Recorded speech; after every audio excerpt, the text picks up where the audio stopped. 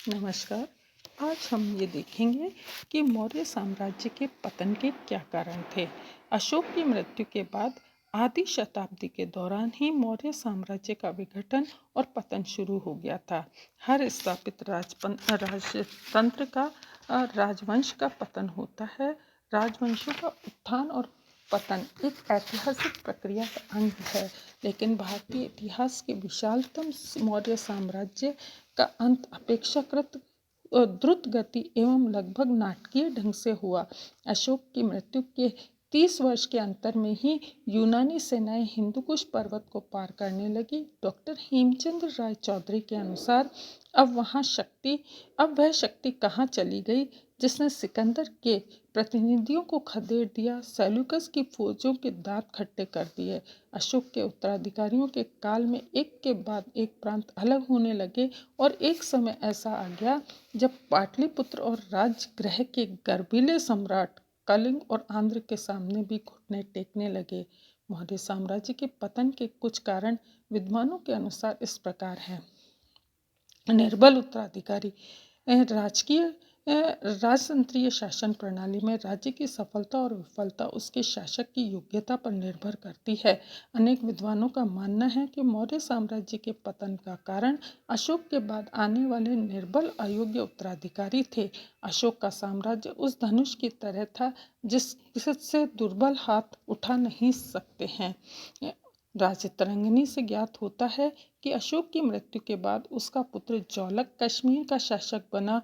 बौद्ध लेखक तारानाथ के अनुसार वीरसेन ने गांधार प्रदेश में स्वतंत्र राज्य की स्थापना कर ली। यद्यपि विद्यार्थियों अशोक के बाद साम्राज्य के औपचारिक रूप से दो हिस्सों में बंट जाने के संबंध में कोई ठोस प्रमाण नहीं मिलता है, लेकिन ये अवश्य ही प्रतीत होता है कि कश्मीर एवं गांधार सहित पश्चिमोत्तर भाग का क्षेत्र मौर्यों के हाथ से निकल गया था। दूसरा है अत्यधिक केंद्रीकृत शासन। डॉक्टर रोमिला थापर के अनुसार मौर्य साम्राज्य इतना अधिक केंद्रीभूत था कि एक योग्य शासक अपने व अपने प्रजा के कल्याण के लिए उसका उपयोग कर सकता था। केंद्र में ही पूरे साम्राज्य के शासन तंत्र की शक्ति का प्रसारण होता था, अतः केंद्रीय नियंत्रण के कमजोर होते ही प्रशासन स्वतः ही शिथिल हो गया, क्योंकि उसमें आंतरिक स्वामित्व नहीं था। शासन के इस अतिवादी केंद्रीकरण के कारण अशोक की मृत्यु के बाद उसके उत्तराधिकारियों की असमान गुणवत्ता की स्थिति, साम्राज्य का ढांचा बड़ी त्वरित गति से शिथिल हो गया। ऐसी स्थिति में साम्राज्य का विघटन अपरिहार्य था। दूरस्थ प्रांतों में दमनात्मक शासन। दूरस्थ प्रांतों में अधिकारियों के दमनात्मक शासन के कारण डॉक्टर राय चौधरी का मानना है कि बहुत पहले से ही मौर्य साम्राज्य के दूरस्थ प्रांतों की वफादारी में कमी आ गई थी। इसमें कोई शक नहीं है कि अशोक ने इस वृत्ति को रोकने का प्रयास किया, पर उसके सहायक अधिकारी ठीक नहीं रहे। यह उल्लेखनीय है कि पश्चिमोत्तर के जिन प्रांतों में बिंदुसार के समय से ही जनता दुष्ट मंत्रियों के शासन से परेशान थी, वे प्रांत सबसे पहले मौर्य साम्राज्य से अलग हुए। नेक्स्ट है बहिर्वर्ती क्षेत्रों में भौतिक ज्ञान का प्रसारण। मगध साम्राज्य का विस्तार कतिपय मूलभूत भौतिक श्रेष्ठताओं पर निर्भर था। मगध साम्राज्य के विस्तार के फलस्वरूप मध्य भारत, दक्कन, कलिंग में इस भौतिक ज्ञान का प्रसार होते ही गंगा घाटी, जो साम्राज्य का मर्म स्थल थी, अपनी विशेष श्रेष्ठता खो बैठी। डॉक्टर रामशरण शर्मा लिखते हैं कि लोहे के औजारों और हथियारों का बाह्य प्रांतों से नियमित प्रयोग तथा मौर्य साम्राज्य का ह्रास और पतन साथ साथ हुआ।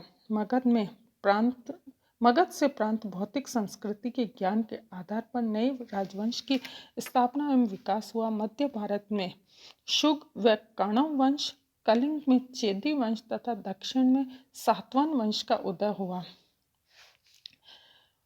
मौर्य अर्थव्यवस्था पर दबाव।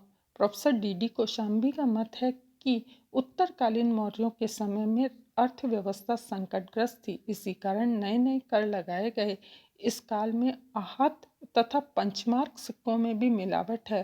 Professor DN. झा के अनुसार विशाल नौकरशाही व्यवस्था, विशाल सेना के रखरखाव तथा अशोक के निःशुल्क सार्वजनिक कार्यों के फलस्वरूप शाही खजाना खाली होता जा रहा था। इन दोनों विद्वानों के मत को पुष्ट करने वाले ठोस प्रमाण नहीं मिलते हैं, बल्कि दूसरी ओर विदेशी वृत्तांत और समकालिक भौतिक अवशेष अर्थव्यवस्था के विकासमान स्थिति का चित्र प्रस्तुत करते हैं। अशोक का दायित्व है। अगला पॉइंट, अशोक की नीतियों को भी कुछ विद्वानों ने मौर्य साम्राज्य के पतन के लिए उत्तरदायी माना है। इस संबंध में अशोक की आलोचना दो आधारों पर की जाती है। पहला है, अशोक की नीतियों ने ब्राह्मणों में असंतोष को जन्म दिया, तथा दूसरा है, अशोक की धर्म नीति ने मौर्य साम्राज्य को सैनिक दृष्टि से शिथिल बना दिया।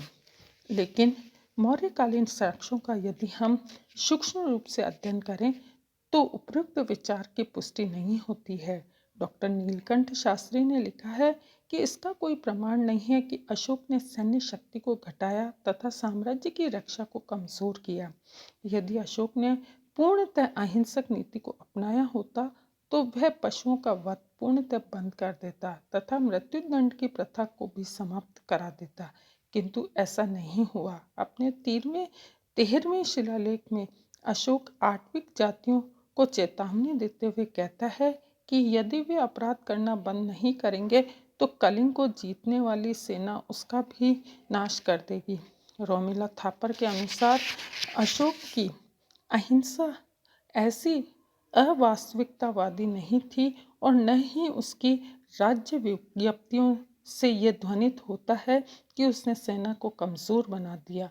आरसी मजूमदार के शब्दों में, मौर्य साम्राज्य का पतन अशोक की नीतियों की अनुपस्थिति में भी शीघ्र और देर में अनिश्चित तो था ही। इति नमस्कार।